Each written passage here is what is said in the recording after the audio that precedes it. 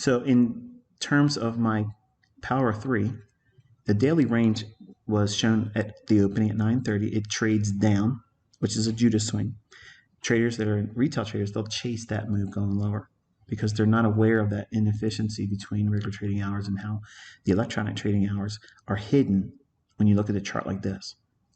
There was trading, but now we're met with an opening range at 9:30. So that opening bell, which is all the volatility that initially comes in the marketplace, is usually this type of function where it seeks to reprice to the previous session's close. So we see that here, it drops down, creates the low of the day, and then starts to trade higher. As soon as we meaningfully move above the opening price here on this type of day, which would be really essentially swinging above this, then the market does what? It really starts to run higher for a premium. What premium? The premium fair value gap that's shaded in pink. Watch the beginning of the video. I take your attention from higher time frame down, so that way you can keep track of what I'm looking at and how it's salient. So essentially what we're looking at here is my Power 3 concepts, which is the open, manipulation, accumulation of longs, distribution into a premium, and then settle at the day, close. So Power 3 is being shown here. The daily range is a classic ICT buy day.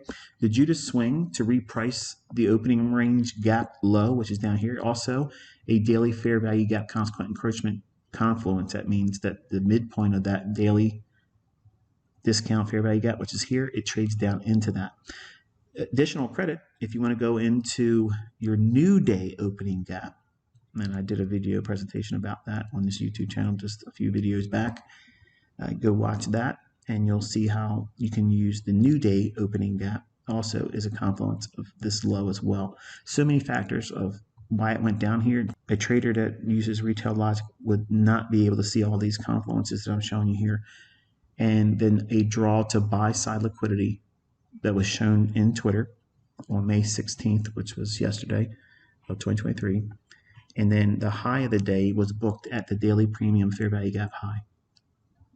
And when you have all those details over here, there's your high, there's your low, all these details coming in together, making a beautiful tapestry of how the algorithm itself prices, reprices, redelivers, balances, and then seeks new liquidity.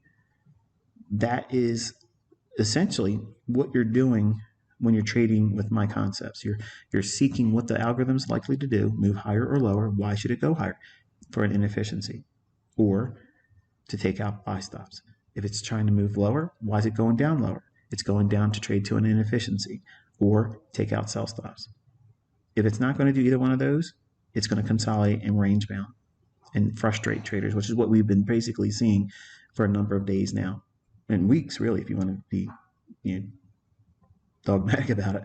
So there's a lot of detail in a back testing procedure.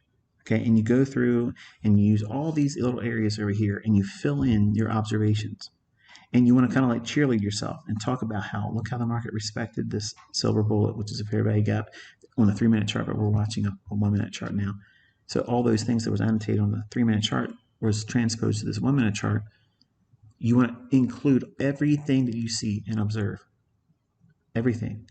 And that way you'll have more detail in your journal instead of just showing some charts and maybe a scribble here and a scribble there of useless information.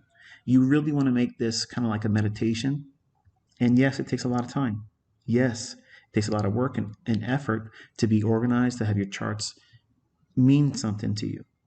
What you're doing is you're writing the most important, useful trading manual that you'll ever read.